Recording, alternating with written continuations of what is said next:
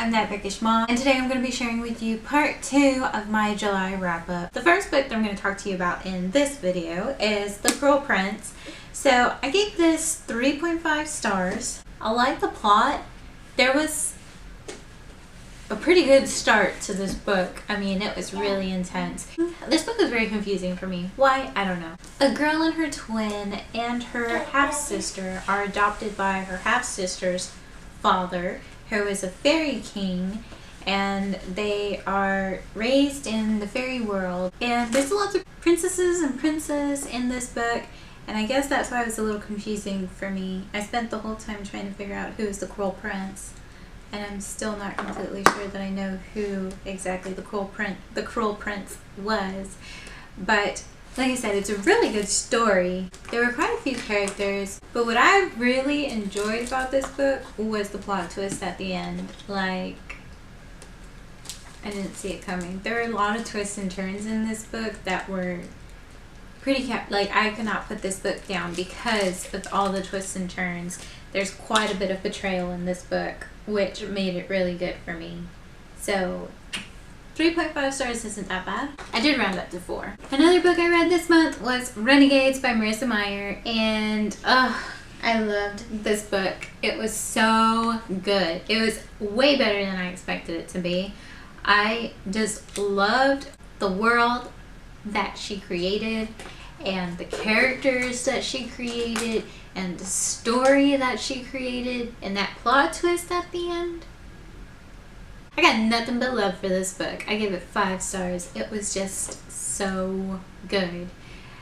If you don't know what this is about superheroes versus villains and the gray area of who's really the superheroes in this book. Because you have the renegades that are all considered heroes, but there's quite a bit of politics that kind of go into it. And then you have the anarchists, and the story follows Nova, whose family is killed in the prologue of this book, and she was depending on the renegades to save her family, and they didn't. So the whole story is her trying to end the renegades, and so she becomes a renegade to destroy them from the inside. It's just such a good story. I love it, and I cannot wait for Arch Enemies. Oh, so excited. Another book that I really enjoyed this month was Just Ella, and I gave it 4.5 stars. It was a really good story. It's basically a retelling of Cinderella, and it's about a girl who is Cinderella. They call her Ella. So she goes to the ball and meets the prince, and so this is what happens after she starts living with the prince. So they're not married yet, but they are engaged to get married, and she does not feel right having servants and having everybody do everything for her and not being expected to think for herself. So basically it's like, since I'm a princess, I can't do anything for myself and I can't think for myself. That's the position that she's put in, and she doesn't really like it, and she thinks that she's supposed to love the prince because she's engaged to the prince, and that's just every fairy tale, everything that a girl wants, but she decides that it's not for her. And so that's basically what the story is about, and I really love it, and this is just such a good story, and I really, really enjoyed it.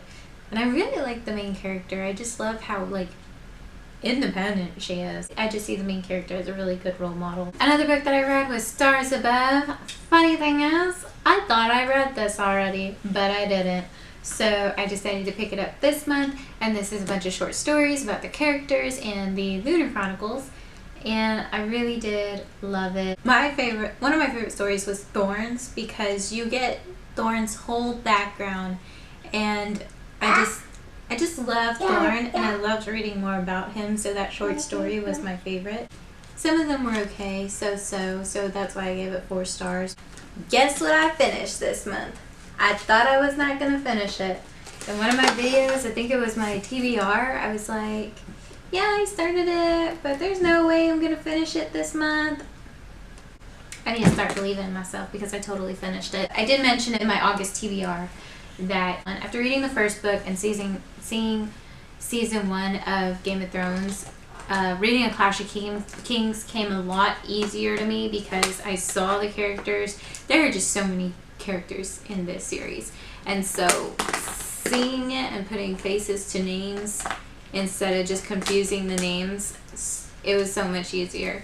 But I did finish A Clash of Kings and I gave it 5 stars. It's just such a good series. Like, I know everybody talks about the show, but after seeing season 1 and comparing it to the book, I don't know. I mean, the show's still really good, but you know, the book's always better. Another book that I read this month that I'm so happy I read is Six of Crows. I love the Grishaverse trilogy. You know that. I love the world. I love the Grishaverse, okay? And this story, being in the same world, but being completely different, just it blows my mind. I loved this book and I gave it 5 stars. And the last book that I finished this month, finally, there's a lot of books here that I finally read, and I'm so glad that I finally read them and got them off my TBR, and they were really good. And that's Renegades, Throne of Glass, and Six of Crows. I did give Throne of Glass, I believe, 4 stars. I read The Assassin's Blade first, and I'm so glad that I did. But what's weird, and I don't know if it's just me, but Selena seemed way more hardcore in The Assassin's Blade than she did in here.